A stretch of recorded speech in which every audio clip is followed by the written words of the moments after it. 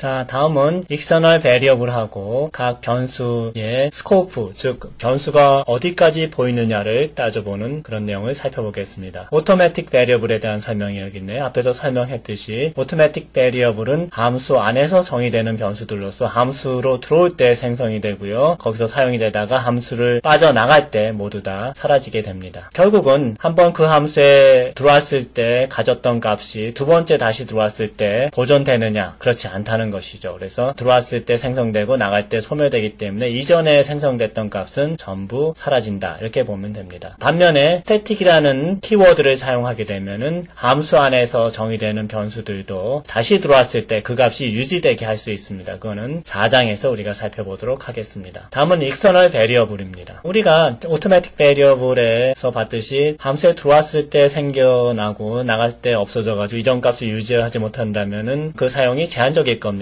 그렇다 그러면 어떤 함수에서도 다 액세스가 가능하고 그리고 그걸 통해 가지고 함수들 간에 서로 정보를 주고받을 수 있는 그런 변수가 있으면 좋겠다 하는 것이죠. 그리고 그 변수는 함수에 들어갈 때 나올 때 상관없이 항상 존재하게 되고요. 그 값이 유지될 수 있다면 좋겠죠. 그런 것들이 이제 external variable입니다. external variable은 딱 한 번 정의되고요. 함수 밖에서 정의되어야 합니다. 그리고 그 변수를 저장하기 위한 메모리는 따로 잡아놓고 있어서 어떤 함수에 들어가고 나가느냐에 상관없이 항상 그 메모리가 준비되어 있어야 한다는 것이죠. 이 글로벌 베리어블들을 액세스할 때는 그 액세스하는 함수에서 각각 선언해주는 게 원칙인데 실제로는 그 함수의 위쪽에서 선언이 되어 있을 경우에는 굳이 함수 안에서 다시 선언하지 않아도 됩니다. 앞서 우리가 구현해봤던 텍스트 스트림 입력에서부터 가장 긴 라인을 출력하는 프로그램을 익스터널 베리어블을 사용해서 다시 구현해 봅시다. 여기 나와 있는 것이 구현된 결과이고요. 이 프로그램은 maxline2.c라는 파일로 저장해서 테스트해 볼 수 있겠습니다. 앞에서 봤던 구현과 지금과의 차이를 보게 되면은 거의 유사하지만은 이와 같이 메인 함수 안에서 선언되었던 것이 메인 함수 밖으로 선언이 되어 있습니다. 결국 이 변수는 automatic variable이었었는데 이제 함수 밖에서 선언이 되었기 때문에 external variable이 된 것이죠. 이 external variable을 액세스하기 위해서 함수 내부에서 다시 선언해서 사용하고 있습니다. 이 선언은 앞에서 잠깐 언급했듯이 생략해도 상관없습니다. 그 이유는 이 선언이 이 main이라는 함수 전에 나타나 있기 때문에 그렇습니다. 만약에 이게 위에 있지 않고 아래에 존재한다 했을 경우에는 이와 같이 external로 반드시 선언을 해줘야 됩니다. 자, 그 밖에 또 어떤 변화가 있나요? getLine 함수를 부를 때 argument가 없어졌죠. 원래 argument는 여기 line이라는 버퍼하고 최대 길이 이 값이 전달되어야 하는데 그 값이 이미 글로벌로 선언이 되어 있기 때문에 이 메인 함수뿐만 아니라 getLine이라는 함수에서도 보입니다. 굳이 그래서 argument로 전달할 필요가 없는 것이죠. copy라는 이 함수도 마찬가지죠. 여기 line하고 longest 두 개가 이 copy라는 함수에서 다 보이기 때문에 굳이 argument로 포함시킬 필요가 없는 것입니다. 자, 그런 점이 앞에 있는 프로그램과 차이점이라고 볼 수가 있죠. 자, 그럼 정리해보면은 먼저 automatic variable로 선언됐던 것이 external variable로 선언이 되어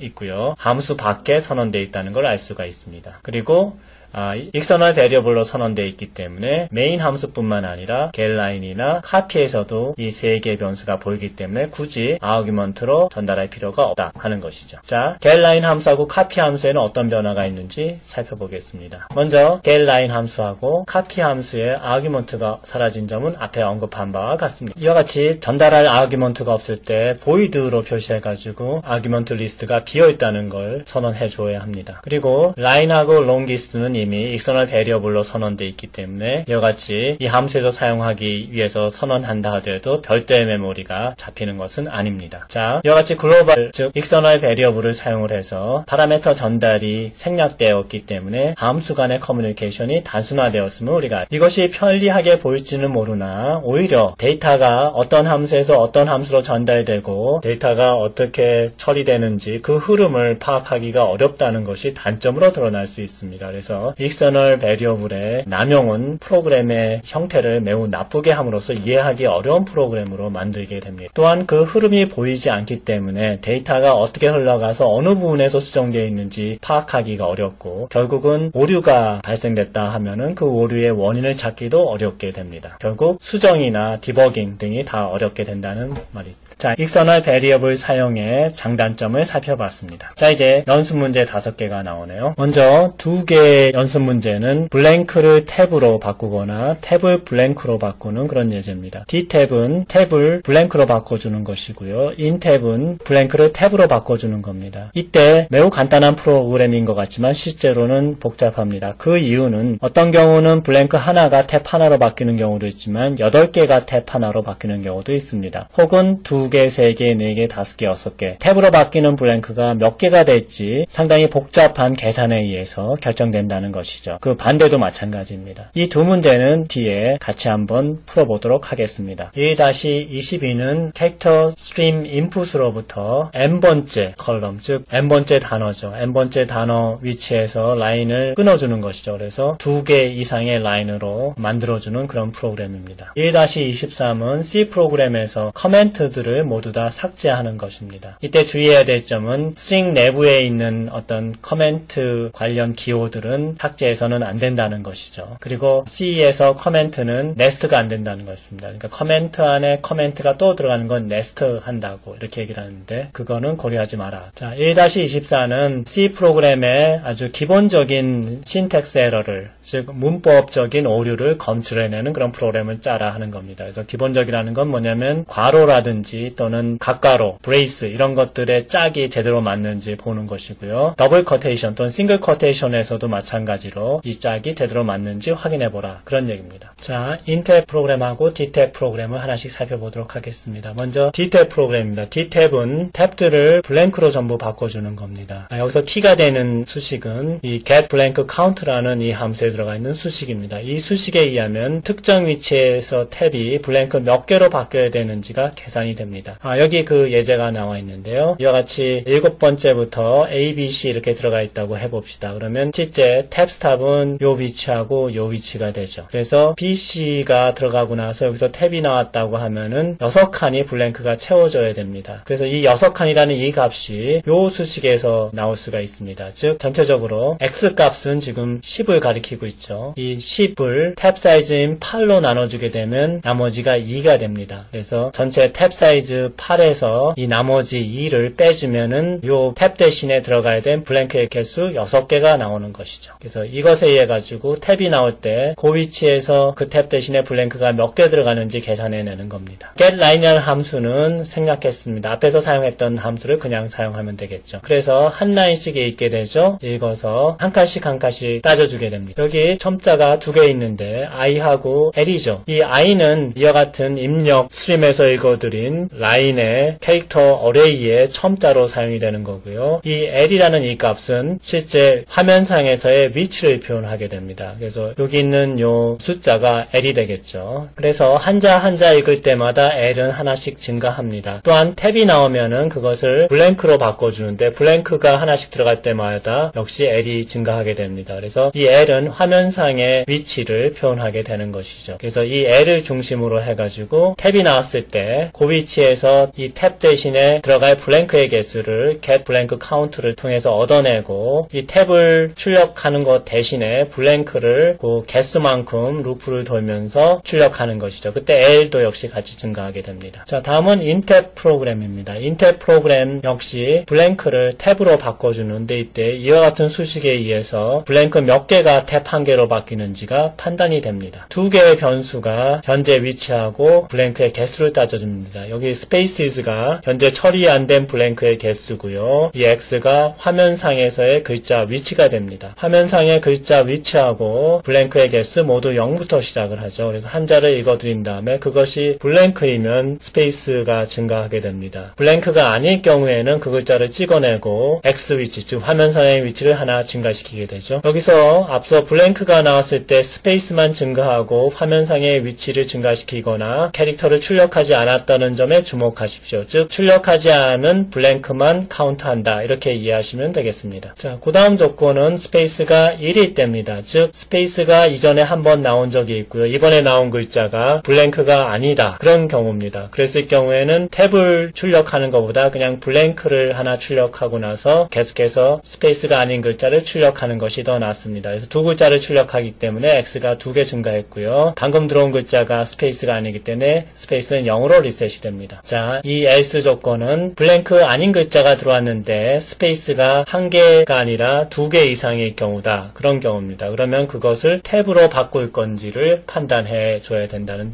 것이죠. 자, 요 수식에서 좌변과 우변이 같지 않으면 스페이스를 탭으로 바꿔주고요. 이게 만약에 같다 했을 경우에는 그냥 블랭크를 출력하는 것이 낫다는 것입니다. 그래서 이 두 개가 같지 않을 경우에 탭을 먼저 출력하고요. 탭이 출력됐기 때문에 X가 하나 증가하고 스페이스는 하나 감소합니다. 그리고 다음번 탭 위치까지 계속해서 X하고 스페이스를 하나는 증가시키고 하나는 감소해서 요 위치까지 오게 되는 겁니다. 자, 요 위치까지 와도 스페이스가 남게 되면 그것은 하나씩 내보내고 화면상의 위치는 증가시키고 스페이스는 감소시키게 됩니다. 그래서 요 위치까지 도달하게 되는 것이죠. 그리고 나서 마지막으로 스페이스가 아닌 글자, 이 경우에는 D가 되겠죠. D를 출력하게 되는 것입니다. 만약에 들어온 문자가 뉴라인일 경우에는 화면상의 위치 X를 0으로 놔서 커서가 제일 왼쪽으로 가 있음을 표시해 주어야 합니다. 자, 그래서 C 언어의 기본적인 기능들을 튜토리얼 형식으로 돌아보는 챕터 1이죠. 세 번째 챕터를 모두 마쳤습니다. 지금까지 간단한 프로그램을 작성해서 컴파일해서 실행시키는 방법을 보고요. 변수의 개념, 그리고 그 변수를 사용한 수식 표현을 살펴봤습니다. 그리고 while 루프하고 for 루프 형태의 문장 구성을 살펴봤고요. symbolic constant, 즉 상수를 심볼처럼 표현을 해서 그것들의 의미를 쉽게 파악을 하고 그리고 동시에 그 상수값을 다 바꿔줄 수 있는 그런 효과를 얻을 수 있는 방법에 대해서 살펴봤습니다. 다섯 번째로는 캐릭터 스트림의 인풋 아웃풋을 처리하는 프로그램을 예제로 살펴봤습니다. 우리가 다루는 대부분의 텍스트를 처리하는 프로그램은 이와 같은 형태고요. 네 가지 예제를 살펴봤습니다. 파일 카피, 캐릭터 카운트, 라인 카운트, 워드 카운트 이런 것들이죠. 그 다음에 변수를 낱개로 사용하는 게 아니라 배열, 즉 어레이로 묶어서 사용하는 방법에 대해서 살펴봤습니다. 일곱 번째는 함수를 어떻게 구성하느냐 하는 것을 봤습니다. 처음에는 메인 함수만 살펴봤지만은 기능들을 실제 어떻게 구현하는지는 감추고 무엇을 하였는지만 알아도 프로그램 할 수 있는 형태가 이 함수를 이용하는 것인데 그 함수를 어떻게 정의하는지 살펴봤습니다. 이때 사용하는 파라미터 전달 방법은 call by value 형태입니다. 그래서 그 개념을 살펴봤고요. 캐릭터 어레이를 살펴봤습니다. 그래서 캐릭터, 문자를 한자 한자 처리하는 것이 아니라 한 라인 또는 한 단어 형태로 처리하는 방법에 대해서 살펴봤습니다. 그리고 external variable하고 각 변수 형태, 즉 automatic이냐 external variable이냐 하는 거에 따라서 그 scope, 즉 그 변수가 보임으로 인해서 읽거나 변경하는 것이 어디까지 가능한지를 확인해 보는 것을 살펴봤습니다. 자, 그래서 C 언어에 대한 기본적인 사양은 살펴봤고요. 다음 챕터부터는 각 구문에 대해서 좀 더 자세히 들어가 보도록 하겠습니다.